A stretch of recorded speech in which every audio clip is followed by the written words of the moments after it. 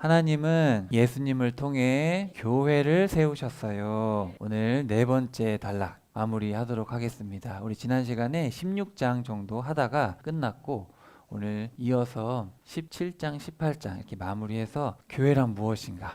이스라엘 백성들을 그렇게 구원하시고자 예수님 외치셨지만 예수님을 받아들였어요? 거절했어요? 거절했어요. 그래서 예수님께서 이방 백성들에게 가서 복음을 전했더니 받아들이고 그래서 이제 다시 돌아오셔가지고 이제 교회에 대한 얘기를 하시게 됩니다. 이 두 번째 단락에서는 제자에 대한 말씀을 주셨어요. 기억나죠? 그래서 갈팡질팡하는 제자들. 그래서 제자란 어떤 사람인가 하셨고 네 번째 단락에서는 교회에 대해서 말씀을 하시는데 교회는 뭐죠? 그렇죠. 제자들이 모여 있는 게 교회죠. 건물이 아니에요. 우리가 교회죠. 우리 지난 시간에 이게 민수기랑 연결된다고 우리가 살펴봤고요. 민수기 이야기들을 보니까 예수님께서 광야에서 먹이셨는데도 믿지 못했죠. 예수님이 여러 가지 표적도 보이시고 전쟁도 이기게 하셔도 믿지 못했고 심지어 지도자들이었던 아론과 미리암, 사촌 고라가 반역했죠. 그래서 그 사람들은 약속의 땅에 못 들어갔는데 누구만 들어갔어요? 갈렙은 어디 사람이에요? 그나스 에돔 출신이에요. 오히려 이방 사람만 약속의 땅에 들어갔고 그리고 이제 약속의 땅에 다 왔어요. 이제 40년이 넘었어요. 근데 마지막까지 불순종을 하니까 뱀이 나타나가지고 물어가지고 사람들이 죽었는데 뭘 바라보면 살게 됐어요? 노뱀. 여기다가 노수로 뱀을 만들어서 저기 장대에 걸었고 저걸 쳐다보기만 하면 산다고 했는데 끝까지 안 쳐다보는 사람도 있었어요. 그 사람들은 죽었고 쳐다본 사람은 살았어요. 근데 이 장대에 달려있는 이 뱀이 뭘 상징하는 거예요? 바로 예수님. 그래서 결국 이 민수기의 얘기를 보면은 지금 우리가 살펴보고 있는 마태복음의 네 번째 단락인데 자 오늘 여기 이제 마지막 단락이 뭐냐면은 바로 십자가와 부활입니다. 지난 시간과 이어서 이렇게 생각하시면 될 것 같아요. 이방인들이 영접했죠. 갈렙처럼. 그리고 지도자들은 여전히 위선을 떨고 있고 제자들은 여전히 알아보지 못하고 있고 표적 무리를 걸으시고 광야에서 먹이셔도 알아보지 못하는 그런 상황에서 이제 예수님께서 십자가에 대해서 처음으로 얘기를 하시게 됩니다. 자, 한번 봅시다. 자, 어디로 가냐면은 16장 13절. 자, 예수님이 이제 어디로 가셨어요? 빌립의 가이사랴가 가이사랴 빌립보라고 우리가 알고 있는데 빌립이 다스리고 있는 가이사랴예요. 그런 뜻이에요. 빌립. 가이사랴라는 말은 뭐예요? 카이사르가 뭐냐면 황제예요. 그래서 여기가 바로 수도예요. 빌립의 카이사랴의 여러 지역으로 가서 제자들에게 물으셨다. 사람들이 나를 누구라고 합니까? 제자들이 대답했다. 어떤 사람들은 침례자 요한이라고 하고 어떤 사람은 엘리야라고 하고 어떤 사람은 예레미야거나 예언자 중에 한 분이라고 하는데 그럼 당신들은 나를 누구라고 합니까? 예수님이 물은 거예요. 그대들은 나를 누구라고 하느냐? 베드로가 뭐라 그랬어요? 당신은 그리스도이십니다. 살아계신 하나님의 아들이십니다. 자, 근데 도대체 가이사랴 빌립보가 어딜까? 이게 중요하죠. 자, 여기 보세요. 앞에. 여기 지도에 보시면은 여기가 뭐죠? 갈릴리 바다. 그죠? 여기 사해가 있고 갈릴리 위쪽으로 가면 여기 무슨 산이 있어요? 백두산보다 높은 헬몬산이 있는데 헤르몬산, 헬몬산. 그 바로 밑이에요. 자, 보세요. 여기 보면은 사해, 갈릴리 호수. 여기 예루살렘 있고 지금 옆으로 본 거죠? 그래서 저기 보면은 이제 산이 막 올라가는 지대예요. 거기에 가이사랴 빌립보가 있어요. 자, 그래서 여기부터 헐문산이 올라가요. 엄청 높이 올라가는데 바로 밑이에요. 근데 강이 여기서 하나 흐르고 저기서 하나 흐르고 해서 요단강이 되는 거예요. 자, 근데 자, 저기 텔단 여기로부터 3.8km 떨어진 데가 단인데 저희가 뭐냐면은 옛날에 나라가 두 개로 갈라졌을 때 북쪽과 남쪽 단과 베델. 베델은 제일 남쪽이에요. 북이스라엘의 제일 남쪽. 제일 위쪽이 단이에요. 여기에 뭘 세웠어요? 금송아지를 세웠는데 저기 보면은 저기 지금 목사님이 성지순례 하시는 분인데 자 거기에 지금 금송아지가 있죠. 실제로는 없고 지금은 저 밑에 있는 돌파만 남아 있는데 저기에 금송아지를 세웠던 곳이에요. 저기가. 그리고 금송아지가 저만했을 거라고 학자들이 하는데 저기다가 금송아지를 세워놓고 우상 숭배를 한 거예요. 그럼 여기 지금 좋은 곳이 안 좋은 곳이에요. 안 좋은 곳이죠. 자 보세요. 물이 내려오면 이 땅은 어때요?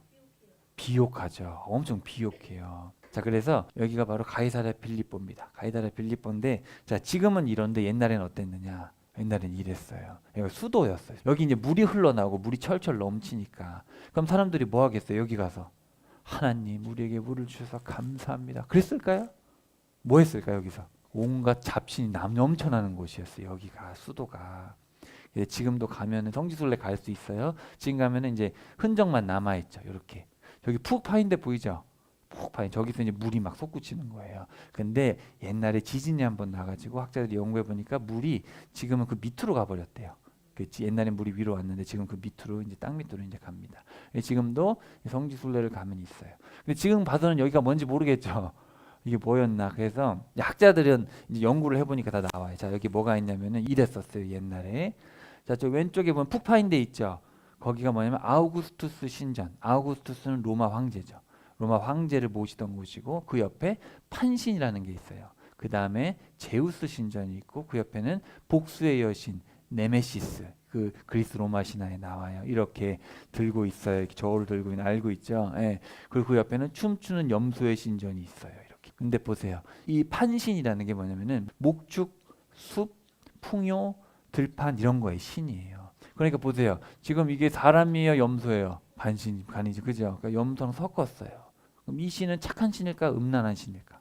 아주 음란한 신이죠. 판신을 섬겼는데 그래서 지금 가면 이 지역의 이름이 바니아스인데 바니아스가 이 판신에서 온 건데 숲을 밤에 가면 무서워요, 안 무서워요? 무섭잖아요. 그러니까 거기서 파닉 영어로 패닉 무서워서 패닉이라 그러거든요. 거기서 온 거예요. 판이라는 뜻이. 좀 무섭게 생겼죠. 약간.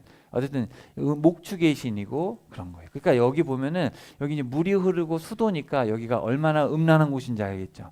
온갖 잡신들을 다 섬기고 제우스를 섬기죠. 로마 황제를 신으로 섬기죠. 또 여기 춤추는 염소는 뭐냐면은 실제 염소를 데려서 음란한 짓들을 한 거예요. 우리가 상상 입에 담기도 어려운 그런 행동들을 한 거예요. 아주 음란한 제사를 드리고 음란한 행위들을 통해서 그 나쁜 짓을 하면서 그러면서 여기서 예배를 드렸던 거죠. 그냥 차마 입에 담을 수 없는 그런 곳이죠. 이런 곳이에요. 그리고 자 저기 보면 푹 파인 데 있었죠. 저기서 뭘 했냐면은 자기 애기들을 갖다 물에 던져 죽였어요. 왜냐하면 그러면 신이 즐거워하니까 우리에게 풍요를 줄까봐. 옛날에 아기들 태워 바친 거 기억나죠? 가나안 신들. 이 로마도 똑같아요. 저 물구덩이에다가 아기들을 다 데리고 하나씩 데리고 다 집어 던져 죽였어요. 그러면서 이제 풍요를 달라. 아주 풍요죠. 음란하고 이런 행위들을 통해서 아기들을 제사를 통해서. 근데 이 사람들은 이렇게 믿었던 거예요. 얼마나 무지해요, 그죠? 근데 자, 오늘 본문을 좀 봅시다. 저걸 잘 기억하고 계세요? 이런 장소에 예수님이 제자들을 데리고 와가지고 너는 나를 누구라고 하느냐 이렇게 물은 거예요. 그러면 이스라엘 백성들이 이런 우상에 대해서 모를까 알까요? 유대인들도 다 알고 있죠. 왜냐면 여기 지금 유대 지역이니까 여기 가면은 여기에 지금 사람들이 이런 것도 섬기고 이런 것도 섬기는 거야. 이스라엘 백성들도 이런 거 영향을 안 받았을까요? 다 받고 있죠. 다 받고 있어요. 이스라엘 백성들도 예수님을 믿지만 예수님을 뭘로 믿었어요? 풍요. 그렇게 믿었어요. 제자들도. 그런 상황에서 베드로가 당신은 그리스도이십니다. 원문에 보면 뭐 선생님, 주님이란 말은 없고 당신은 그리스도이십니다. 당신이 메시아입니다. 당신이 기름 부음 받은 자고 하나님의 아들이십니다. 여기 지금 로마 황제도 있고 판신도 있고 제우스도 있고 네메시스도 있고 다 있는데 이런 상황에서 당신이야말로 예수님 당신이야말로 하나님의 아들이십니다. 이렇게 고백을 한 거예요. 제우스도 아니고. 그랬더니 예수님이 그대는 행복합니다. 시몬 바르요나. 자, 갑자기 베드로라고 안 부르고 뭐를 불러요? 원래 이름을 불러. 베드로는 예수님이 지어준 이름이고 원래 이름은 시몬 듣다. 그 다음에 바르요나. 바르라는 말은 아들이란 뜻이고 요나의 아들. 요나의 뜻이 뭐죠? 비둘기죠. 비둘기의 아들 드르마. 어떻게 보면 그런 거죠. 자, 시몬 바르요나. 이게 뭐냐면 이거는 너는 인간이란 얘기죠. 어떻게 보면 지금 주신 이름을 얘기하는 게 아니라 육신의 이름을 얘기하는 거예요. 자, 그대에게 이것을 드러내신 분은 사람이 아니라 자 원문에 보면 살과 피입니다. 이것을 드러내신 분은 살과 피가 아니라 내 아버지 곧 하늘에 계신 분입니다. 자, 뭐와 뭐를 비교하고 있어요? 너는 인간일 뿐이다. 하늘에 계신 하나님이 계신데 그분이 알게 하셨기 때문에 네가 아는 거다. 이렇게 얘기를 하고 있죠. 나도 역시 그대에게 말합니다. 그대야말로 돌멩입니다. 자, 베드로란 말은 페트로스 남성 명사예요. 돌멩이란 뜻인데 이 바위 위에 나의 교회를 건축할 것입니다. 이 바위라는 단어는 페트라고 여성 명사예요. 그러면 페트로스와 페트라는 같아요, 달라요? 단어 자체가 달라요. 하나는 남성 명사고 하나는 여성 명사라는 얘기는 단어가 다른 명사라는 거예요. 카톨릭에서는 자꾸 베드로 위에 교회를 세우셨다고 하는데 말이 안 돼, 원문 자체가. 그대야말로 돌멩입니다. 나는 이 바위 위에 교회를 건축할 겁니다. 여러분 아까 뒤에 봤어요? 뒤에 뭐예요? 바위예요, 바위. 전체가 바위예요. 밑에 돌멩이 하나 있겠죠. 당신은 베드로입니다. 넌 조약돌인데 나는 이 바위 위에 이 모든 걸 덮고 있잖아요. 지금 이 바위 위에 나는 나의 교회를 세울 것이다. 이 아무것도 아니잖아요. 다 가짜잖아요. 그 다음에 음부의 문들이 교회를 누르지 못한다. 잘 보세요. 여기 구멍이 있었잖아요. 사람들이 여기를 지옥의 문이라고 불렀어요. 거기가 마치 지옥으로 들어가는 것처럼 푹 파여가지고 그렇게 들어갔단 말이죠. 지금 잘 안 보이는데 푹 보세요. 지옥의 문 같아요, 안 같아요? 팍 들어가죠. 여기 물이 펑펑 쏟아지거든요. 여기 보면 튀어나온 돌이 하나 있는데 보이죠? 저기다가 우상을 세워놓고 아이들을 던져서 죽였단 말이죠. 근데 저기가 이제 음부의 문, 하데스의 문. 그 당시 그리스 로마 신에 보면 하데스가 나와요. 지옥을 관장하는 신인데 예수님 그러죠. 하데스의 문들이 교회를 힘으로 누르지 못할 겁니다. 그러니까 그 맥락에서 다 얘기를 하시는 거예요. 그냥 하시는 게 아니라 그대에게 하늘의 열쇠들을 줄 겁니다. 그대가 무엇이든 땅에서 묶어두면 하늘에서도 묶여 있을 겁니다. 또 그대가 무엇이든 땅에서 풀어두면 하늘에서 풀려 있을 겁니다. 자, 이것도 보면 아까 재판에 대한 건데 네메시스가 있잖아요. 여신, 이 법정의 여신에 대해서 지금 섬기고 있는데 예수님은 뭐라 그러냐면 너희들에게 열쇠를 줄 거다. 교회에 재판권을 줄 거다. 이런 얘기예요. 교회에. 신이 재판하는 게 아니라 너희 교회, 예수 그리스도를 따르는 교회에게 재판권을 줄 것이다. 그때 예수님이 제자들에게 단단히 일러 자기가 그리스도라는 것을 아무에게도 말하지 말라고 하셨다. 자, 그래서 여기 보시면은 예수님께서 아예 구분을 정확하게 하세요. 보세요. 원래 베드로라고 부르시다가 갑자기 요나의 아들 시몬아, 살과 피가 아니다. 하나님이다. 그럼 뭐예요? 피조물인 인간과 하늘의 아버지는 그냥 다르다는 얘기를 지금 하고 계시는 거잖아요. 그죠? 그리고 여기 보면 돌멩이와 반석이라고 정확하게 구분을 짓고 있어요. 그렇죠? 여기서 지금 정확하게 설명하고 있지는 않은데 우리가 흔히 알듯이 돌멩이라는 거는 쉽게 움직일 수 있는 그런 건데 바위라는 거는 움직이지 않는 거죠. 돌들은 어떤 바위를 이루는 뭐 하나의 단위로 볼 수 있겠죠. 어떻게 보면은 바위는 움직이지 않는 돌이고 바위가 쪼개지면은 돌멩인데 어떻게 보면 베드로랑 바위가 전혀 무관한 건 아니고 예수님이 바위라면 이 제자들은 어떻게 보면 그 바위를 구성하는 하나하나의 사람이다. 그런 입장에서 연결점을 찾아보면 찾을 수는 있을 것 같아요. 돌멩이랑 바위랑은 물론 다르죠. 돌멩이를 모은다고 바위가 되는 건 아니지만 어쨌든 맥락상 바위는 이 전체를 구성하는 거고 돌멩이는 그 하나하나의 부분이니까 그런 식으로 이해하시면 이해가 되지 않을까. 예수님은 전체를 구성하시는 분이고 우리는 그 교회의 한 구성원이다. 베드로 너도 그렇다. 여기 지금 보시면 내가 그대에게 하늘 왕국의 열쇠를 주겠다. 그럼 베드로한테 주는 것 같잖아요. 근데 나중에 이후 맥락이 또 나와 제가 설명드릴게요. 이후에 보면은 이게 제자들 전체 얘기라는 게 교회에 하는 얘기라는 게 나중에 나와요. 이렇게 제가 이어서 나중에 설명드릴게요. 이 마태복음에 보면은 비슷한 내용이 두 번씩 나오거든요. 항상. 그래서 이게 뭔가 애매한 것 같은데 뒤에 꼭 그 얘기가 또 나와요. 그래서 이게 설명이 돼요.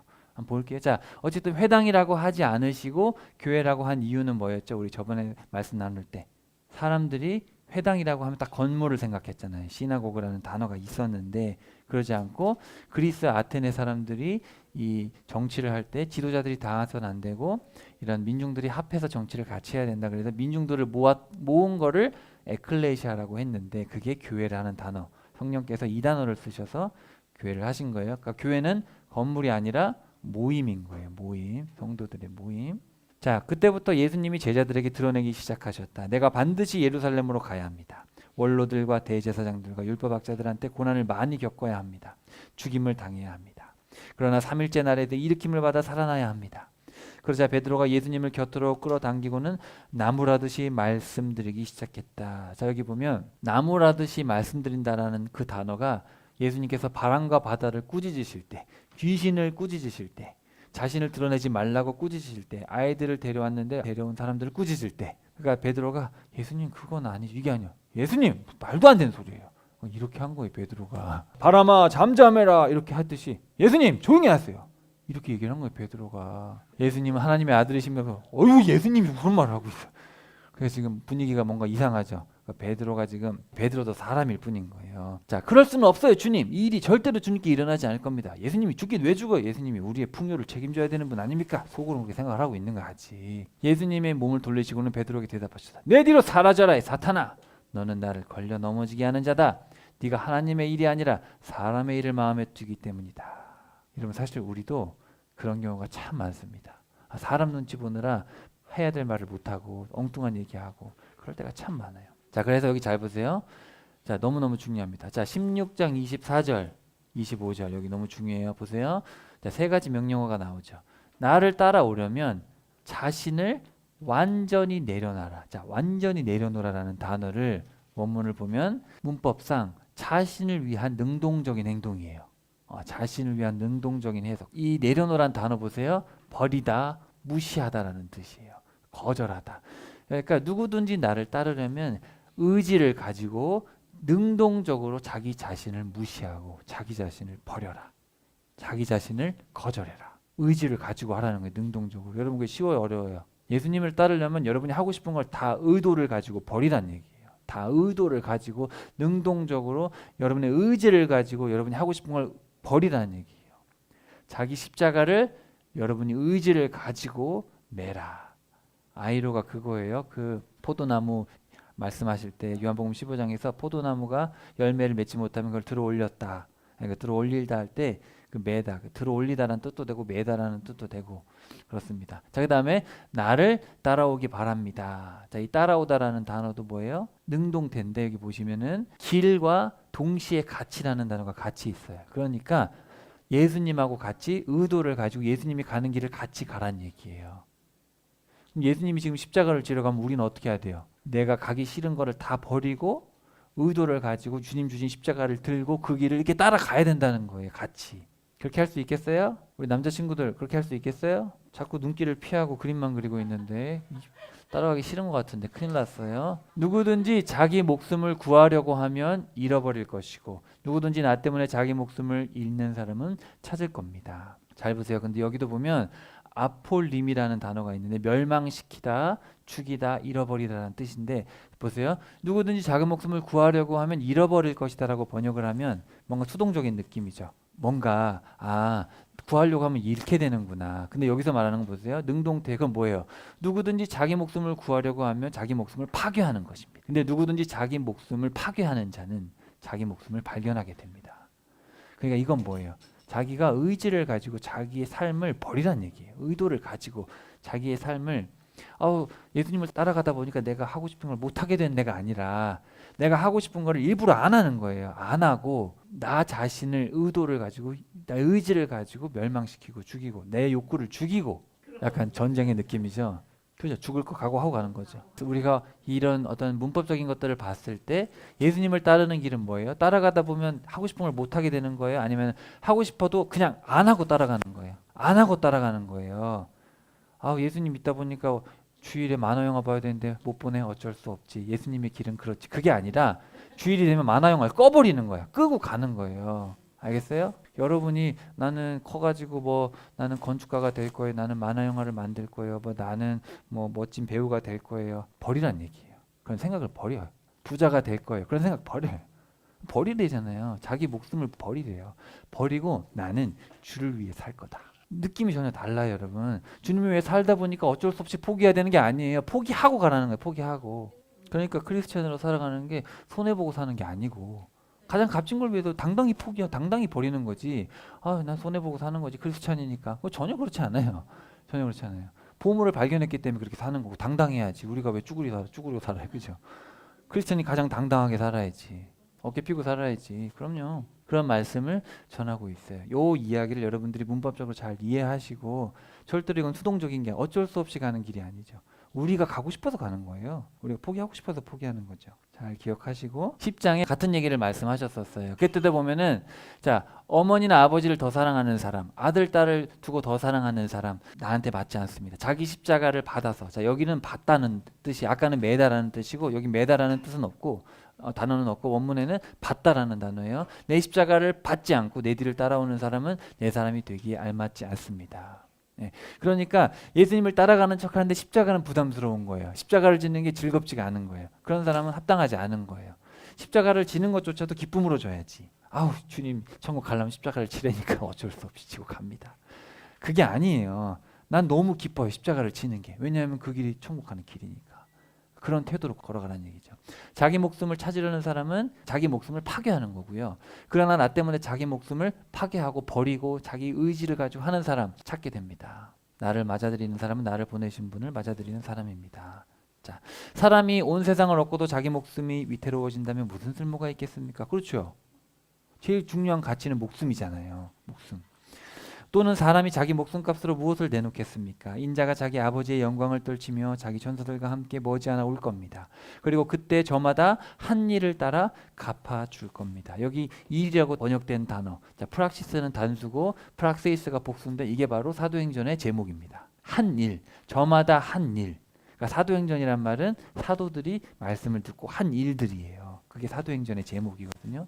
그러니까 우리가 행해야 되는 거예요. 행함이 없는 믿음은 가짜인 거예요. 자, 아멘 그대들에게 말합니다. 여기 서 있는 사람들 가운데 몇 명은 절대로 죽음을 맛보지 않을 겁니다. 인자가 자기 나라를 다스리러 오는 것을 볼 때까지는요. 근데 이걸 어떻게 해석할 수 있냐면 인자가 여기 보시면 자기의 통치 안에 오는 것을 볼 때까지, 원문에 보면은 뭐뭐 안에, 그리고 바실레아라고 되어 있으니까 나라를 다스리라고 번역할 수도 있고 자신의 통치권 안에 오는 것을 보기 전에 죽지 않을 수 있다, 이렇게 얘기를 했는데 이게 좀 해석이 헷갈리잖아요. 그럼 예수님 재림하시기 전까지 안 죽는다는 얘기인가? 그게 아니라 6일 뒤에 무슨 일이 있냐면은 써 있어요. 6일 뒤에 예수님이 베드로와 야고보와 그의 형제 요한, 그러니까 12제자 중에서도 가장 아끼던 3명을 데리고 높은 산에 갔어요. 이 높은 산이 어디냐 몰라요. 어떤 사람은 타보르산이라고도 하고, 보통 여기 가면 성지순례 가면 여기 이제 그게 있어요. 예수님 변화하셨다고 해서 기념교회가 있는데 몰라요. 근데 지금 가이사랴 빌립보에 있다가 일로 갔을까? 그래서 어떤 사람들은 헐몬산이 아니겠느냐. 헐몬산은 몇 미터예요? 2,800m. 다볼산은 588m. 그러면은 다볼산은 높은 산이 아니죠. 높은 산이 아니고 정말 높은 산은 헐몬산이에요. 여기 눈도 있어요. 그런데 지금 외치시는 말씀하신 곳이 가이사랴 빌립보니까 헐몬산이 아닐까, 제 개인적인 생각에. 그렇다고 꼭대기까지 가진 않으셨을 것 같고 어디 가셔가지고 얘기하지 않으셨을까. 근데 뭐 알 수는 없어요. 중요한 건 아니에요. 자, 어쨌든 거기서 그들이 보는 앞에서 예수님의 모습이 변화됐어요. 예수님의 얼굴이 해처럼 빛났고 예수님의 옷은 빛처럼 새하얗게 됐고, 보라, 모세와 엘리야가 그들에게 나타나서 예수님과 더불어 의논하고 있다. 베드로가 끼어들어 예수님께 말씀드렸다. 주님, 우리가 여기 있는 것이 좋습니다. 원하시면 어떤 사본에는 제가 여기에 천막을 세 채 마련하도록 하겠습니다. 주님을 위해 한 채, 모세를 위해 한 채, 엘리야를 위해 한 채 준비하겠습니다. 이렇게 얘기를 한 거예요. 아까 얘기했던 이 부분, 죽기 전에 예수님이 자신의 통치 안에 오는 것을 볼 사람도 있을 겁니다. 이 얘기가 너무 멀리 볼 필요가 없고 그냥 해석의 여지를 우리가 따져봤을 때 지금 이 광경이 아닐까. 지금 예수님이 다스리시고 계시잖아요. 사실은 지금도 벌써 예수님 통치하고 계시는데 예수님이 지금 모세와 엘리야를 보여주시면서 지금 예수님이 통치하고 있는 거예요. 이미 이 구약의 사람들을 데리고, 그죠? 이거 보면, 자, 왜 모세야 엘리야냐? 모세는 어떤 사람이에요? 율법. 엘리야는 선지자, 첫 선지자잖아요. 제일 크게 나왔잖아요. 그래서 모세와 엘리야란 말은 구약을 얘기하는 거예요. 구약을 대표하는 거예요. 그러니까 구약 시대부터 이어져 왔던 하나님의 통치, 그리고 예수님으로부터 시작돼서 완전히 시작된, 그 전부터 시작되긴 했지만 직접 오셨잖아요. 그 통치 가운데서 예수님이 통치하신 것을 볼 자도 있다. 그랬더니 3명이 본 거예요. 그거를. 이렇게 해석하면 문제가 없을 것 같아요. 자, 그래서 베드로가 이제 집을 짓겠습니다. 그랬더니 베드로가 말하고 있을 때, 보라, 빛나는 구름이 그들을 휘덮었다. 보라, 구름 속에서 소리가 났다. 마태가 보라라고 할 때는 강조하는 거예요. 보라, 이는 내 사랑하는 아들이다. 나는 그가 좋다. 너희는 그의 말을 들어라. 이거 누구 얘기예요? 성부 아버지께서 하늘에서 말씀하시는 거예요. 내 사랑하는 아들의 말을 들어라. 베드로가 하나님의 아들이라고 했는데 그건 아니잖아요. 그랬잖아요. 그렇죠?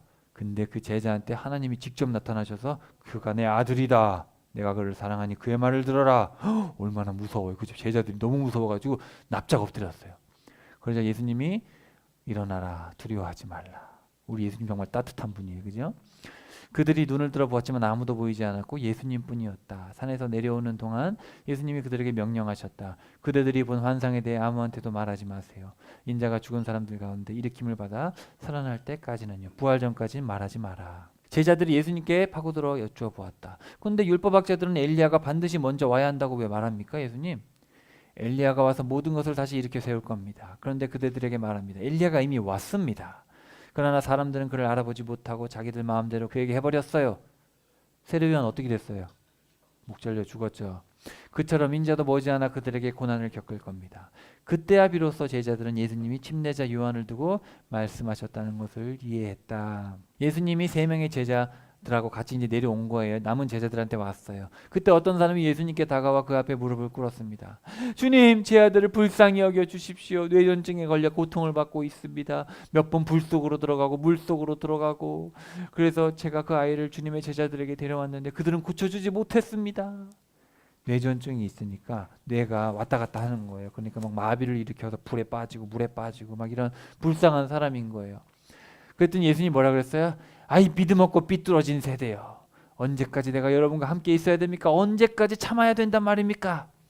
예수님이 지금 짜증 날만 해요, 안 내요? 짜증 날만 하죠. 예수님 입장에서는. 지금 예수님이 갈릴리 해부터 해가지고 이방 땅까지 가서 다 전도를 다 하셨고 물비도 걸으시고 5천 명도 먹이시고 가이사랴 빌립보 가서 얘기하시고, 좀 전에 무슨 일이 있었어요? 자기가 하나님의 아들이라는 걸 하늘에서 들려주시고 자기 모습도 보여주고 다 했잖아요. 다 했는데도 안 되는 거예요. 그래서 보시면 믿음이 없다라고 돼 있어요. 아라는 말은 믿음이 없다는 거예요. 아 피스토스, 믿음이 없다. 믿음이 없는 세대야. 나에게 데려와라. 예수님이 아이를 꾸짖으시자 아이한테 귀신이 나왔고 바로 그 시각부터 멀쩡해졌다. 그러면서 뭐라 그러냐면, 예수님 왜 우리는 귀신을 쫓아내지 못했습니까? 그랬을 때 예수님이 뭐라 그러냐면 믿음이 작아서입니다. 근데 어떤 사본에 보면, 자, 사본이 크게 2가지예요. 크게 여러 사본이 있는데, 크게 2종류의 사본이 있는데, 공인된 사본이 있고 비평된 사본이 있는데 제가 좀 이따 설명드릴게요. 그래서 이 사본에 보면, 어떤 사본에 보면 그대들이 믿음이 없기 때문이다 이렇게 돼 있어요. 작은 게 아니라 믿음이 없기 때문이다. 근데 저는 그 사본이 맞다고 봅니다. 왜냐하면 아멘 그대들에게 말합니다. 그대들에게 겨자씨 하나할 만한 믿음이 있다면, 그러면 지금 믿음이 있는 거 없는 거예요. 겨자씨만한 믿음이 있다면 산더러 산아 절로 가라. 그러면 옮겨갈 겁니다. 그죠? 그대들이 할 수 없는 일이 하나도 없을 겁니다. 뭐가 있으면? 겨자씨만한 믿음이 있으면. 그럼 지금 믿음이 있다는 건 없다는 거예요. 없다는 거죠. 이 사본을 공부해 보면 사본이 진리에 변형을 줄 만한 차이는 없어요. 그냥 점 하나씩 있는 건데, 제가 봤을 때 이 본문은 믿음이 없어서가 맞는 것 같아요. 이 공인 본문이 맞는 것 같아요. 이런 종류의 일은 기도와 금식으로가 아니면 일어나지 않습니다. 이것도 공인 본문에만 있어요. 공인 본문이라는 사본 시리즈가 있고 비평 본문이라는 사병 시리즈가 있어요. 이거 제가 좀 이따 설명드릴게요. 자, 그래서 우리 개역개정이나 성경에는 없어요. 근데 어떤 사본에는 이런 종류의 일은 기도와 금식이 아니면 일어날 수 없다. 마가복음에 보면 기도 외에는 이런 유가 나갈 수 없다. 기도와 금식이 뭐죠, 여러분? 그러면 여러분 기도 생활하고 금식 기도하면 귀신이 쫓아져요? 예수님께서 산상수훈에서 3가지를 말씀하셨죠. 기도와 금식과 구제. 기억나요? 기도할 때 어떻게 하라? 은밀히 하라. 구제할 때 어떻게 하라? 몰래 하라. 금식할 때 어떻게 하라? 그게 다 뭐예요? 온전한 관계에 대한 거죠. 그러니까 이 기도와 금식이 아니면 일어나지 않는다는 얘기는 하나님과의 온전한 관계가 있는 사람만 이런 일을 행할 수 있다는 거예요. 기도하고 금식하면 다 된다는 게 아니라 기도와 금식의 뿌리는 온전한 관계라는 거예요. 그죠? 하나님과의 온전한 관계, 기도, 물질과의 온전한 관계, 금식, 이웃과의 온전한 관계, 구제잖아요. 그래서 샬롬의 상태에 있는 사람들, 온전한 관계에 있는 사람들, 겨자씨만한 신실함이죠. 겨자씨만한 신실함이 있다면 할 수 있다. 근데 너희들에게는 하나님이나 물질이나 사람 관계에서 겨자씨만한 신실함도 없다 이놈들아. 그런 얘기를 하고 있어요. 여러분 십자가를 지고 나는 크리스찬으로 살아간다 하면서 정말 의도적으로 여러분 다 버리고 있어요? 물질도 버리고 인간관계 버리고 다 버리고 있어요? 정말로 의도를 가지고 내가 신실함을 추구하고 있는가를 보라는 얘기예요. 예수님은 중심을 보고 있으니까. 예수님은 돌려 얘기하지 않으십니다. 중심이 뭐냐. 그래서 여기서 우리가 봤을 때 겨자씨만한 신실함만 있으면 다 커지는구나. 그래서 우리가 옛날에 겨자씨 비유와도 좀 연결해 볼 수 있겠죠. 겨자씨 하나가 어떻게 됐어요? 밭에 심었더니 덮어버렸잖아요. 그렇죠? 그것과 연결해서 볼 수가 있는 거. 단어도 똑같아요. 겨자 하날. 자, 이거를 제가 신약 설교할 때 한 번은 설명드리고 싶었는데 오늘 해야 될 것 같아서. 자, 신약에 사본이 있는데 원본은 없어요. 신약이 사본이 있는데, 구약은 이 사람들이 유대인들이 목숨 걸고 이거를 복사를 했기 때문에 구약은 크게 문제가 없어요. 사본이 거의 똑같아요. 근데 신약은 사본이 엄청나게 많은데 차이가 좀 있어요. 그래서 신약을 베껴 쓴 게 5,700개고 다른 언어로 번역된 것까지 하면 24,000개예요. 사본이 많아요, 적어요. 고대 문헌 중에서 이거 다음 게 일리아드라는 건데 비교가 안 돼요. 이 신약 성경의 정확성은 타의 추종을 불허합니다. 근데 보세요. 크게 공인 본문이라는 게 있고 비평 본문이라는 게 있는데 100년 전까지만 해도 다 이걸 썼어요. 이게 뭐냐면은 킹 제임스 번역이에요. 그래서 이거를 전수 본문이라고 하고 전통 본문이라도 하고 다수 본문이라고도 하고 비잔틴 본문이라도 합니다. 되게 많죠. 요거는 언제 베낀 거냐면은 지금보다 1000년 전에 베낀 거예요. 그래서 그리스어 5700개 중에 85%가 다 이거예요. 이 사본이고 종교개혁 그 어간에 지금부터 500년 전쯤에 4,500년 전쯤에 이거를 사람들이 그리스어를 모아가지고 이거를 이제 정리를 해가지고 신약 사본이 그때부터 나왔고 그때부터 300년 동안 이 본문이 제일 좋은 헬라어 본문이다. 그래가지고 계속 썼고 이제 그걸 기반으로 번역한 게 킹 제임스 번역이에요. 그래서 영어권에도 다 킹 제임스 쓰고 우리나라에도 흠정력이 있는데 근데 문제는 그러면은 이 공인 사본들이 여러 개가 있는데 이것도 다 똑같냐? 그렇진 않아요. 이 공인 본문이라는 번역들도 보면은 종류가 많고 거기도 차이점들이 있고 번역이 뭔가 잘못된 게 있어요. 그리고 상대적으로 이거보다 길어요. 자, 근데 이건 뭐냐면은 이거는 1881년에 요 두 사람 웨스트코트라는 사람과 호르트라는 사람이 이 사람들이 어떤 얘기를 했냐면은 그때쯤에 시내산에서 사본을 발견했어요. 그리고 바티칸 사본이 옛날에 있었는데 이 사본들을 가지고 이 사본이 저것보다 낫다. 그런 얘기를 시작한 거예요. 근데 이 사람들은 기독교인이라기보다는 친카톨릭이고 이 사람은 자유주의자예요. 창세기를 믿지 않았어요. 이건 다 신화다. 보면은 카톨릭이 정한 시내산에서 나온 사본과 바티칸 안에 있던 사본들을 가지고 이 사본들이 더 좋다. 이 사본들은 너무 엉성한 거예요. 그러니까 이 사람들은 어떤 생각을 가지냐면 엉성한 게 원본일 거다. 그래서 엉성한 게 원본이기 때문에 이걸 다듬어서 길어졌기 때문에 이거는 하등하다. 근데 여러분 그럴까요? 그러면 잘 보세요. 아버지가 방에 들어가신다라는 원문이 있어요. 근데 이게 아버지 가방에 들어가신다 이렇게 번역이 된 거예요. 그랬더니 아버지가 방에 들어가신다? 아버지가 들어가신다 이렇게 된 거예요. 그러면 짧은 게 원문이에요? 긴 게 원문이에요? 원래는 아버지가 방에 들어가신다인데 이게 작아진 거잖아요. 그러니까 사실은 이 사람들의 이 성경을 번역하는 어떤 그런 원리가 맞아요, 틀려요? 맞다고만 볼 수 없는 거예요. 엉성한 게 원문이라고만 볼 수는 없어요. 시나이 반도에 있는 거기에 카톨릭 수도원 안에서 발견한 거예요. 근데 이 사람들이 친카톨릭적이고 이 사람은 성경을 믿는 사람이 아니에요. 이 성경을 문자적으로 안 믿었어요. 신화로 믿었어요. 근데 이 사람들의 영향을 받아서 1881년에 나왔고 그게 지금 여기 보시면 NAUBS라고 해서 비평 본문이 됐고 이때부터 독일에서 성서 비평이 발달하면서 성경을 비평적으로 보기 시작했어요. 그러면서 UBS가 성서공회고 이 사람들도 이 사본을 가지고 한 거예요. 그래서 지금 여러분이 보고 있는 95%의 성경은 여기서 나온 거예요. 갑자기 100년 만에 번역이 바뀌어 버렸어요. 그래서 지금은 보수적인 분들만 이게 옳다고 보고 있죠. 근데 제가 봤을 때는 이게 더 맞아요. 근데 이것도 100%는 아니에요. 그래서 지금 흠정력, 그 킹제임스 성경을 맞다고 하는 사람들은 이거는 마귀의 역사다. 이것만 믿어. 그래서 지금 난리가 난 거예요. 막 지금 전쟁 중입니다. 근데 그렇게 표현하는 데도 일리는 있네요. 일리가 있죠. 일리가 있죠. 그냥 하는 얘기는 아니에요. 이 사람들이 정말 카톨릭적인 건 맞아요. 이 사람들 찾아보면 이 사람들은 크리스천이 아니에요. 그래서 여러분이 제가 이걸 왜 설명드리냐면 이런 일들이 있었다는 걸 알고 있어야 되고 지금 우리가 쓰고 있는 개혁개정이나 한국의 흠정력이나 킹제임스 말고는 다 이거예요. 지금 이것도 새한글도 이거예요. 근데 새한글에서는 이런 빈칸들을 여기에 있는 내용들 여기 써놨죠. 다른 사본에는 이런 내용들이 있다는 게 이거예요.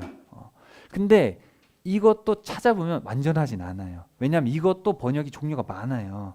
그리고 지금 킹제임스를 번역한 그분도 이 여러 이 사본들도 시리즈가 있는데 그 중에 하나를 뺀 거예요. 하나를 번역한 거고 킹제임스도 그 중에 하나지 완전하진 않아요. 그러니까 원본이 어차피 없어요.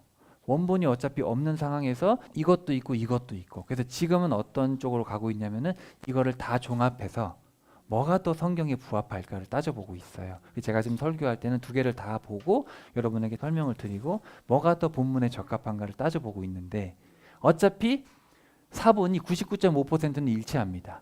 0.4%는 오타고 0.1%는 접속사기 때문에 진리와 관계되어 있지는 않아요. 그러니까 이거 가지고 마귀의 사본이다 할 필요가 없어요. 어차피 원본은 없어요.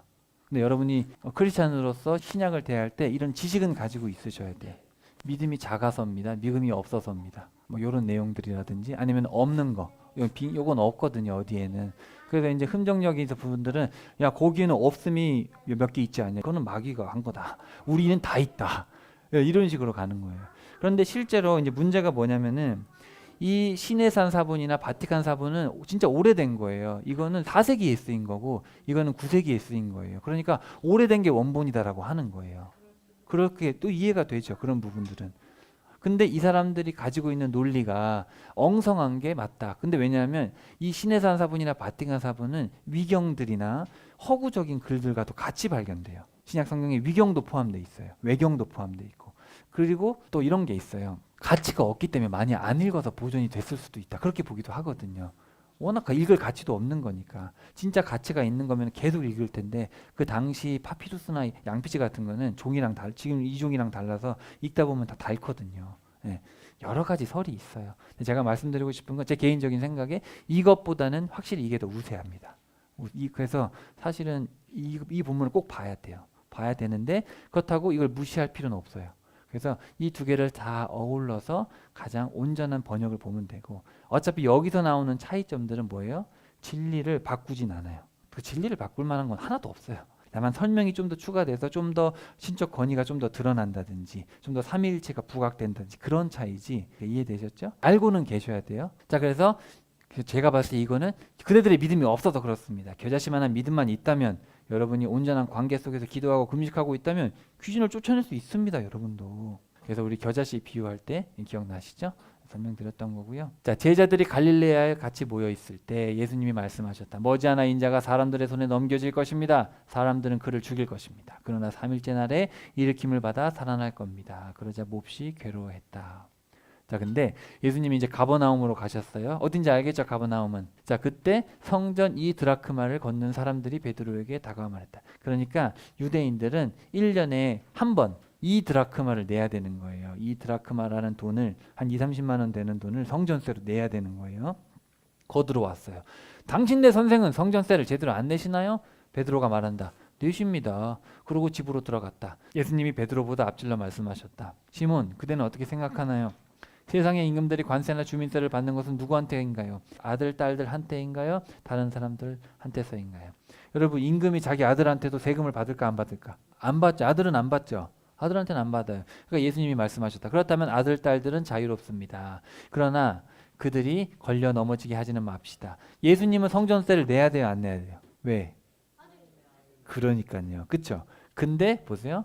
그렇지만 그들이 걸려 넘어지게 하지 맙시다. 바다로 가서 낚시를 던지세요. 그리고 가장 먼저 걸리는 물고기를 잡아오세요. 그 입을 열어보면 은돈이 있을 겁니다. 스타테르라는 말은 4일 품삯. 그러니까 이거 두 개죠. 그러니까 베드로 네 거와 내 거. 그게 물고기 입속에서 동전이 나온 거예요. 그걸 가져다가 나와 그대를 위해서 그들에게 바치세요. 이건 뭐예요? 베드로가 여기서 뭐 했어요? 하나님의 아들이십니다 고백하고 사탄적인 행동을 했잖아요. 그렇죠? 얼마나 베드로가 쭈그려 있겠어요. 그렇죠? 내가 사탄인가? 쭈그려 있다가 이제 베드로한테 가가지고 내가 하나님의 아들이라는 확신을 한 번 더 보여주신 거죠. 여러분, 물고기 입을 열면 거기에 동전이 정확하게 들어있어요? 이런 거를 통해서 베드로에게 지금 계속해서 자신이 하나님의 아들이라는 것을 확신하게 보여주시는 거죠. 계속해서. 베드로가 예수님이 변화산에서 변형되는 것도 봤죠. 그리고 물고기 입에서 돈이 나오는 걸 봤죠. 그럼 이런 걸 보면서 믿음 없던 베드로 속에 뭐가 생기겠어요? 확신이 생기는 거. 아, 이분이 하나님의 아들이 맞구나. 여러분, 예수님 자상해요, 안 자상해요? 예수님은 정말 여러 가지 방법을 통해서 우리에게 확신을 주시는 거예요. 이제 18장으로 가면은 설교인데 설교도 자, 제자들에게 사명을 주시고 권위를 주시고 자세를 알려주신 것처럼 교회의 사명, 교회의 권위, 교회의 자세에 대해서 말씀을 해주십니다. 내용은 어렵지 않아요. 간단합니다. 자, 사명은 뭐예요? 어린아이 같이 낮아져서 성도 중에 하나도 잃어서는 안 된다. 그러니까 교회의 사명은 뭐예요? 성도들 잃으면 안 돼.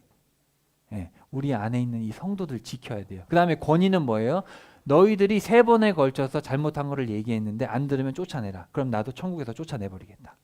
권위. 그 다음에 용서를 구할 경우에는 끝까지 무조건 용서해라. 요 세 가지예요. 자, 한번 봅시다. 바로 그 시간에 제자들이 예수님께 여쭈었다.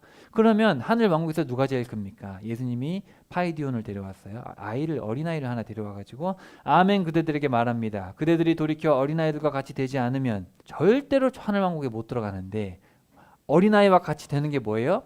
자기를 낮추어 어린아이처럼 되는 사람. 그러니까 낮아지란 얘기죠. 겸손하란 얘기예요.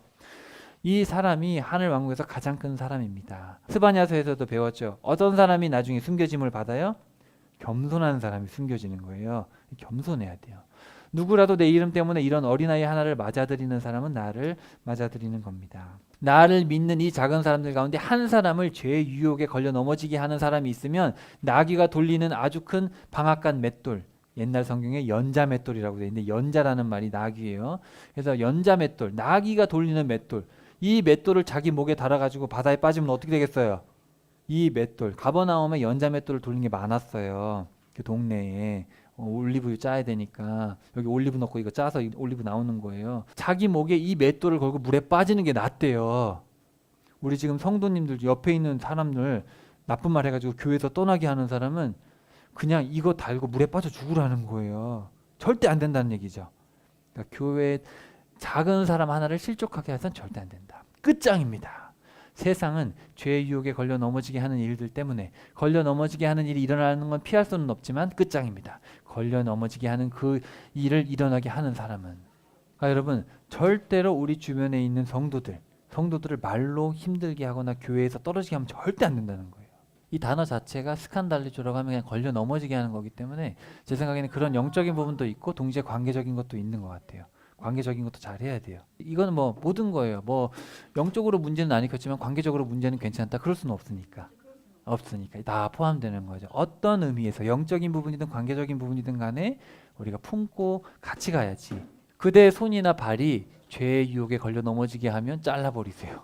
그대의 눈이 그대를 죄의 유혹에 걸려내게 되면 눈을 뽑아버리세요. 지옥에 가는 것보다 낫습니다. 맞죠? 여러분 지금 예수님이 말하는 건 피할 수가 없어요. 정확해야 돼. 마음의 의도가 분명해야 됩니다. 조심하세요. 이 작은 사람들 가운데 하나라도 깔보지 마세요. 그들에게 말합니다. 하늘에서 그들의 천사들이 내 아버지 하늘에 계신 분의 얼굴을 줄곧 뵙고 있으니까요. 인자가 온 것은 잃어버린 것을 찾아 구원하려고 온 겁니다. 다른 사본에만 있는 거예요.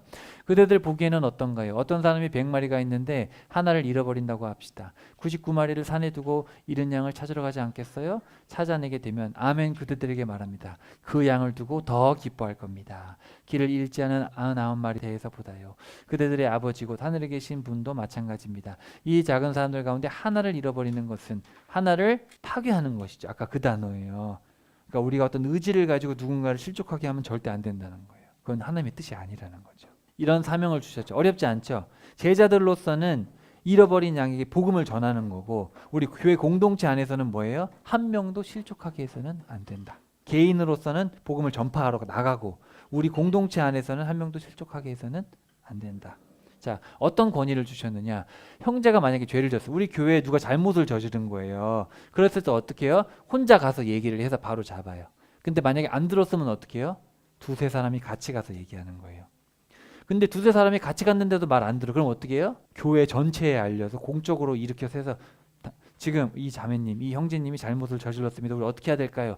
그래서 교회에서 그만두십시오. 그건 우상 숭배입니다. 그건 잘못된 신앙입니다. 잘못된 겁니다. 얘기를 했어요. 안 들으면 어떻게 해야 돼요? 다른 민족이나 세리처럼 여겨라. 저 사람은 이제 천국 백성이 아니다. 그렇게 여겨도 된다는 거예요. 그러면서 하시는 얘기가 그대들이 무엇이든지 땅에서 묶어두면 하늘에서 묶여 있을 것이고 그대들이 무엇이든 땅에서 풀어두면 풀려 있을 겁니다. 이거 아까 누구한테 한 얘기예요? 베드로한테 한 얘기. 그럼 이건 베드로 개인한테 한 얘기예요? 교회한테 한 얘기예요? 그러니까 마태복음을 읽어보면 이런 맥락들이 있어요. 마치 이게 이해가 잘 안 되는 부분이 있는데 이 부분을 뒤에서 얘기를 하시기 때문에 분명해지는 거예요. 그래서 절대로 베드로 개인한테 하는 얘기가 아니라 베드로라는 어떤 제자의 대표로서 상징적으로 베드로한테 한 얘기고 지금 여기서 보시면 교회라고 대놓고 얘기를 하고 계시죠. 아까 그래서 이 얘기를 할 때 나왔던 맥락입니다. 기억나시죠? 네. 자, 아멘 그대들에게 말합니다. 그대들 가운데 두세 사람이 땅에서 같은 소리를 내면 달라고 하는 것이 뭐가 됐든 간에 내 아버지 하늘에 계신 분께서 들어주실 겁니다. 두세 사람이 모인 곳에 나도 있습니다. 이 부분 많이 들어보셨죠? 두세 사람이 같이 기도하면 들어주신다. 그래가지고 여러분 합심 기도하면 응답해 주신다고 우리가 알고 있잖아요. 근데 지금 이 맥락을 보세요. 맥락이 어떤 맥락이에요? 기도에 대한 맥락이에요? 권징에 대한 맥락이에요? 권징에 대한 맥락인데 여기 보시면 자 여기 보면 뭐가 되었든이라고 이렇게 번역된 헬라어를 보면 뭐뭐에 대해서 모든 프라그마라는 단어가 나오고 구하면이라는 단어가 나오는데 여기 보시면 고린도전서에 보면은 자 여러분 가운데 누군가가 다른 사람한테 시비거리가 있을 때 어떻게 합니까? 성도들 앞에 아니고 불의한 사람들 앞에서 함부로 판결하지 마십시오. 그럼 이건 지금 재판과 관련된 거라는 걸 알 수 있겠죠. 그럼 이 단어를 번역할 때 행위, 소송, 말, 사건이라는 뜻이 있으면 어떻게 번역하는 게 맞겠어요? 지금 이 맥락에서. 이전에 지금 문제가 있을 때 어떤 사람이 시비거리가 생겨서 이걸 교정하는 맥락이잖아요. 교정하는 맥락에서 이걸 어떻게 번역해야 되냐면 그러니까 만약 여러분이 모든 이런 소송, 이런 어떤 사건, 어떤 문제점이 있는 것에 대해서 두세 사람이 함께 얘기를 했을 때 내가 같이 있다. 그러니까 두세 사람이 같이 모여서 교회가 어떤 결정을 하면 이 사람은 교회에서 쫓아내기로 결정을 하면 나도 그걸 들어주겠다는 거예요. 이해되셨어요? 그렇게 해석해야 돼요. 이건 빼도 박도 못합니다. 이거는 기도 응답으로 볼 수 없어요. 저는 그렇게 생각합니다. 저는 이거에 대해서는 저는 뭐 확고합니다. 왜냐하면 맥락이라는 게 있고 이 단어의 번역 때문에 이걸 말로 번역을 해버리니까 이 본문은 기도에 대한 본문이라고 지금 여기도 보면 그렇게 해놨어요. 예, 다 그렇게 알고 계시는데 그렇지 않아요? 혼자 기도해도 들어주셔요. 예, 두세 사람이 기도한다고 들어주는 게 아닙니다. 옳은 기도는 혼자 하면 돼요. 하나님이 골방에서 기도하라고 하시는데 갑자기 두세 사람이 골방으로 들어가라 그러면 말이 안 되잖아요. 예, 그만큼 교회의 권위가 있다는 거야 하나님이. 아까 제자들에게는 너희들 아무것도 가지지 말고 그냥 가라, 먹여주겠다, 그런 권위를 주겠다 전도할 때. 근데 여기서는 너희들이 어떤 재판권을 주겠다. 엄청난 거죠 교회에. 천국의 열쇠를 진짜 주신 거예요. 우리가 그렇게 그건 이단적인 사상입니다. 성경과 대치됩니다. 교회에서 나가세요. 나가는 거예요. 그럼 예수님도 알겠다, 내보내라. 그만큼 우리 교회의 권위가 있다는 거죠. 이게 중요하죠. 근데 지금 교회에 뭐가 사라졌어요 여러분? 권징이 사라졌죠. 옛날에 7, 80년도만 해도 우리나라에 권징이 있었어요. 그래서 성경대로 안 믿으면 쫓아내버렸는데 지금은 우리 귀한 성도님이 나가시면 어떡하나 우리. 그렇게 돼버렸어요. 권징할 수 있어야 됩니다. 그때 베드로가 다가와 예수님께 여쭈었다. 주님, 자 이제는 자세에 대한 거예요. 형제자매가 만약에 교회에서 잘못을 했어요. 근데 잘못했다고 했어요. 그럼 몇 번 용서해야 7번 하면 됩니까? 7번이 아니라 77번이라도 해라. 자, 이거는 원문을 번역하느냐에 따라서 70 더하기 7, 77번이 될 수도 있고 70 곱하기 7, 490번이 될 수도 있어요. 알 수 없어요. 어쨌든 예수님이 얘기하는 말은 뭐예요? 무조건 용서하라는 얘기예요. 네, 그냥 용서를 구하면 무조건 용서해라. 자, 그래서 비유 하나를 말씀하십니다. 자, 하늘 왕국은 어떤 임금의 경우와 같습니다. 임금이 자기 종들과 장부를 맞춰보고 싶어 했어요. 장부를 맞춰보기 시작했을 때 한 사람이 끌려왔는데 10,000달란트를 빚졌어요. 그는 갚을 능력이 없었어요. 주인은 그에게 명령하여 아내든 자식들이든 가진 것을 다 팔아서, 자 여기다 팔아라는 단어는 기억나요? 좋은 진주들을 구하는 상인, 팔 수밖에 없는 그 단어예요. 그래서 가진 것을 뭐든지 넌 팔 수밖에 없다. 다 종속됐어. 다 팔아. 갚으라. 그랬더니 무릎을 꿇고 엎드려 절했어요. 너 그렇게 저를 좀 참아주세요. 다 갚을게요. 그러자 종의 주인이 가슴이 아파서 그를 도와주었습니다. 갚아야 할 빚.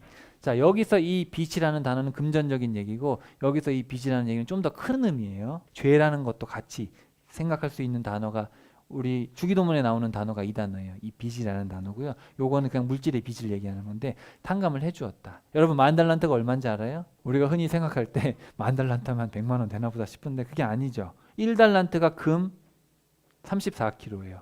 34kg면 6억입니다. 지금 시가는 더 비싸죠. 이거는 뭐 근데 지금 시가는 항상 바뀌니까 그냥 1달란트가 20년치 봉급이라고 생각하면 돼요. 어마어마한 돈이죠. 그러니까 여러분 20만 년 동안 일해야 벌 수 있는 돈이에요. 근데 그 종이 나가서 자기와 함께 일하는 다른 종 하나를 마주쳤어요. 같은 동료예요. 근데 100데나리온의 빚을 지고 있었어요. 100데나리온, 1데나리온이 하루 일당이에요. 그러니까 10만 원씩 벌면 1,000만 원이죠. 적은 금액은 아니지만 그래도 이것도 뭐 6조에 비하면 100일 일하면 되니까 20만 년하고 100일은 다르잖아요. 자, 다른 종을 붙잡아, 근데 보세요. 그 종을 붙잡아 어떻게 했어요? 멱살을 잡은 거예요. 멱살을 잡으면서 야, 너 1,000만 원 빌려간 거 안 갚아 이 자식아. 막 이렇게 한 거예요. 그랬더니 종이 무릎을 꿇고 사정사정했어요. 제발 좀만 기다려주세요. 참아주시기 갚아주겠네. 나가서 다른 종을 감옥에 쳐 넣어버렸어요. 빚을 갚을 때까지요. 그러자 함께 일하는 또 다른 종들이 이런 일을 보고 몹시 괴로웠어요. 그렇죠? 이 동료들은 알고 있잖아요. 아니 주인이 10,000달란트 용서해 줬는데 저 사람은 지금 1,000만 원 가지고 저러고 있네. 마음이 아프잖아요. 그렇죠? 그래서 주인한테 가서 얘기를 한 거예요. 그때 주인이 그 종을 가까이 불러서 말합니다. 못된 종아, 내가 너의 빚 20만 년 동안 일해야 되는 걸 다 없는 걸 해줬다. 근데 너는 너와 일하는 그 동료를 불쌍히 여겼어야 했는데 너는 왜 불쌍히 여기지 않았느냐? 화가 치밀어 주인은 자 옛날 성경에 보면 누구한테 줬어요? 옥졸들에게 줬다고 되어 있어요. 옥졸들. 그러니까 옥졸이라고 번역을 하면은 그냥 감옥에 넣었구나. 근데 원문에 보면 고문하는 사람입니다. 원문은 달라요. 옥졸이 아니에요. 옥졸하고 고문하는 사람은 달라요. 화가 치밀어서 주인은 고문하는 사람들에게 넘겨주었다. 그러니까 감옥에 들어가서 고문당하고 있는 거예요. 예수님이 고문당하는 사람들한테 넘겨진 것 같은 그런 상황인 거예요. 그렇죠. 어쨌든 갚지 못했기 때문에 예수님이 우리 빚을 갚으신 거니까 대신 맞으신 거죠. 그런 거죠. 연결해 볼 수 있죠. 빚진 것을 다 갚을 때까지 20만 년 동안 일하는 거 갚을 수 있어요, 없어요? 100년 사는 사람이 20만 년 동안 어떻게 일해요, 그죠? 그래서 하늘 아버지께서 그대들에게도 그렇게 하실 겁니다. 그대들도 저마다 형제자매를 마음으로부터 용서하지 않으면, 그러니까 저와 여러분도 용서하지 않으면 저렇게 이렇게 되는 고문받으러 지옥 간다는 거예요. 근데 사실 보세요. 10,000달란트라는 게 어떤 거예요? 갚을 수 있어요, 없어요? 저와 여러분도 우리가 아무리 해도 죄를 용서받을 수가 없어요. 이 죄의 빚이라는 게. 그래서 주인이 용서해 주지 않으면 갚을 수가 없죠. 마찬가지로 저와 여러분도 어떻게 해요? 천국에 갈 수가 없어요. 죄 때문에. 이 죄를 용서받을 수가 없어요. 우리 힘으로는 갚을 수 없으면 20만 년, 10,000달란트예요. 근데 주인이 그냥 용서를 해주시는 거예요. 그래서 저와 여러분도 예수님께서 자신의 피값으로 우리를 용서해 주셨기 때문에 우리도 용서하지 않으면 안 된다는 거예요. 여러분 혹시 마음에 용서 못한 사람 있어요, 없어요? 마음속에 혹시 아직도 용서하지 못한 사람이 있으면 예수님 생각해서 빨리 용서해야 돼요. 용서하지 않으면 고문당하러 갈 준비해야 돼요, 우리도. 예수님께서 산상순에서 뭐라 그러셨어요? 불쌍히 여기는 사람을 불쌍히 여김을 받을 것이다. 그래서 이런 얘기들을 하셨습니다. 우리에게 사명을 주셨어요. 낮아져야 되고 절대로 일어서는 안 되고 너희들에게 권징의 절차와 권위를 주겠다. 그리고 용서해라. 무조건 용서해라. 용서라는 게 이제 좀 이렇게 뭐랄까 범위가 되게 은근 넓더라고요. 그러니까 어느 범위까지 가느냐. 그러니까 이 심판을 하나님께 그냥 맡기고. 맡겨버리는 거 여기까지냐, 아니면 내 마음에서 이제 그를 미워하는 이 감정까지 다 없어지는 거냐, 아니면 뭐 화해의 단계까지 가는 거냐, 이런 게 좀 어렵더라고요. 그래요. 그건 한번 계속 생각을 해봅시다. 제가 뭐 이렇게 정답을 내려드릴 수는 없을 것 같고. 자, 그래서 예수님이 이런 말씀을 마치시고 갈릴레아를 떠나 요르단 건너편 유대아 지역까지 가셨다. 그래서 아마 여기가 아닐까 싶어요. 여기 베레아 지역까지. 근데 유대 지역이 아닌데 아무튼 이쪽으로 가신 것 같아요. 그냥 추정합니다. 자, 영상 하나 보고 마칠게요. 옛날에 민수기에 보면 죄를 지어서 약속의 땅 바로 앞에서 죄를 지어서 뭐에 물렸어요? 뱀에 물렸죠. 뱀에 물렸을 때 뭘 쳐다봐야 돼요?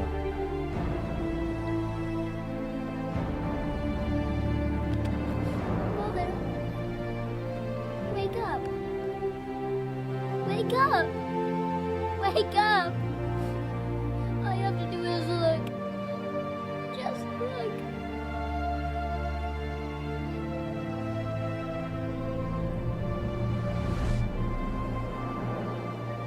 Nicodemus.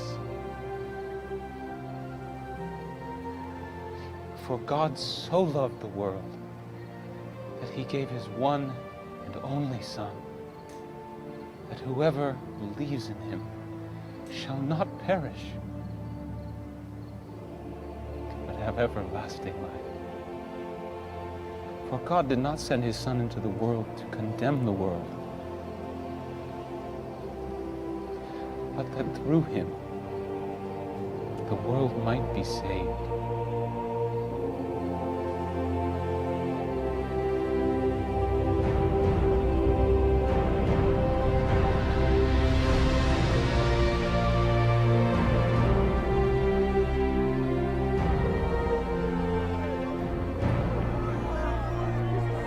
Mother, wake up. Wake up. Please look.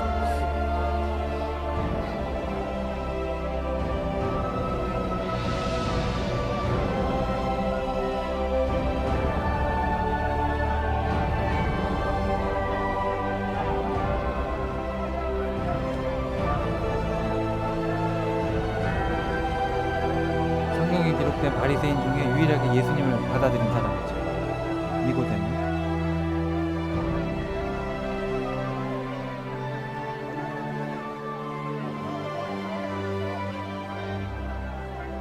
as Moses lifted up the serpent in the wilderness, so must the Son of Man be lifted up,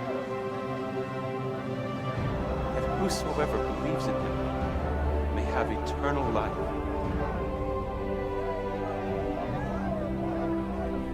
Please, please, do it.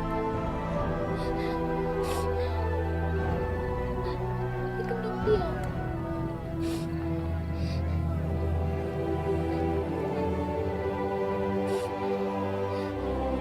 Just look.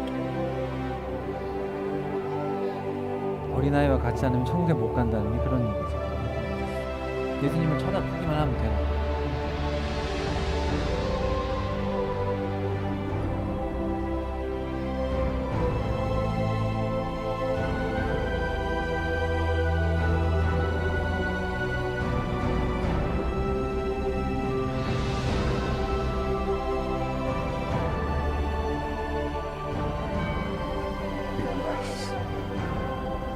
He must be lifted up.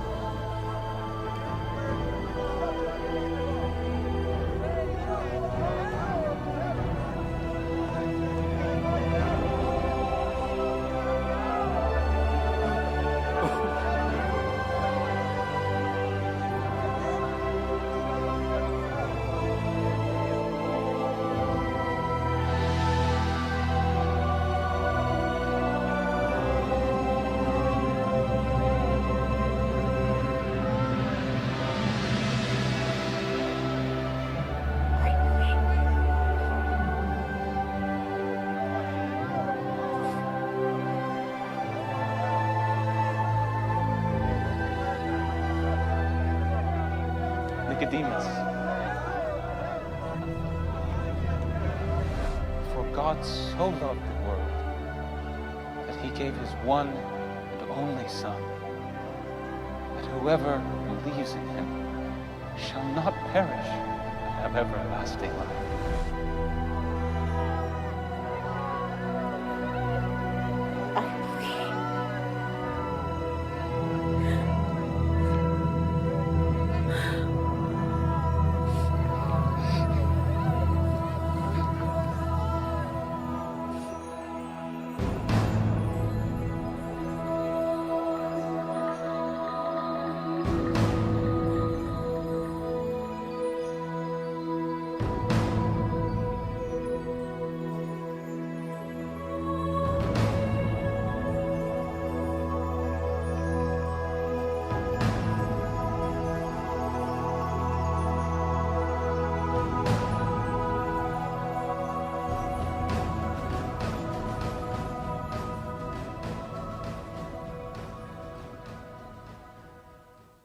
자, 따라해 봅시다. 하나님은 예수님을 통해 교회를 세우셨어요. 자신의 삶을 완전히 버리고 예수님의 말씀만을 따르는 자들의 모임이 교회입니다.